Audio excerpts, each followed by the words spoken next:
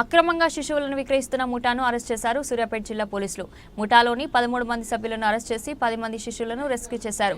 సూర్యాపేట జిల్లా పోలీస్ కార్యాలయంలో మీడియా సమావేశం నిర్వహించి వివరాలు వెల్లడించారు జిల్లా ఎస్పీ నరసింహగౌడ్.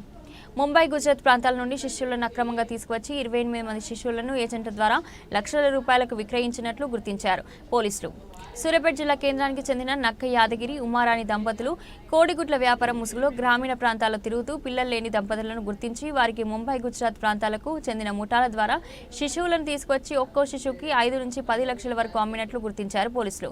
మొత్తం ఉమ్మడి నల్గొండ జిల్లా వ్యాప్తంగా ఈ విధంగా 10 మంది శిశువులను విక్రయించినట్లు ప్రాథమికంగా గుర్తించిన పోలీసులు వారిని రెస్క్యూ చేసి నల్గొండ శిశు విహార్కు తరలించినట్లు తెలిపారు.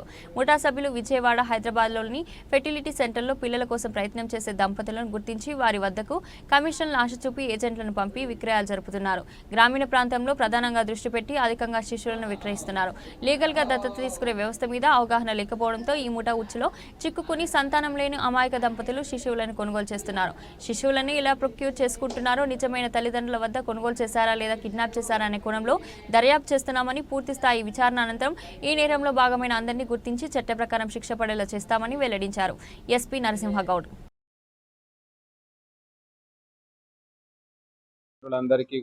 అందరికీ నమస్కారం. ప్రింట్ అండ్ ఎలక్ట్రానిక్ మీడియా ఈరోజు సూర్యాపేట జిల్లా పోలీస్ సూర్యాపేట టౌన్ కేంద్రంగా పిల్లలని అక్రమ రవాణా చేస్తున్నటువంటి మూటా యొక్క గుట్టుని రట్టు చేయడం జరిగింది. ఇందులో 13 మంది సభ్యులుగా ఉన్నటువంటి ఈ మూటాని సూర్యాపేట పోలీసులు అదుపులోకి తీసుకోవడం జరిగింది. మనకు ప్రాథమికంగా విచారిస్తున్న క్రమంలో మనకు ఈరోజు ఈ మూటాని పట్టుకున్న తర్వాత తదుపరి విచారణ చేసి ఒక 10 మంది చిన్న పిల్లలని అక్రమంగా తరలించినటువంటి చిన్న పిల్లల్ని ఇల్లీగల్గా అడాప్షన్స్కి, దత్తతకి ఇస్తున్నట్టు గుర్తించి వాళ్ళందరినీ కూడా డిస్ట్రిక్ట్ చైల్డ్ ప్రొటెక్షన్ ఆఫీసర్, అదేవిధంగా చైల్డ్ వెల్ఫేర్ కమిటీ, పోలీస్ సంయుక్తంగా వాళ్ళందరినీ రెస్క్యూ చేయడం జరిగింది. ఇందులో ఈ రెస్క్యూ చేసిన తర్వాత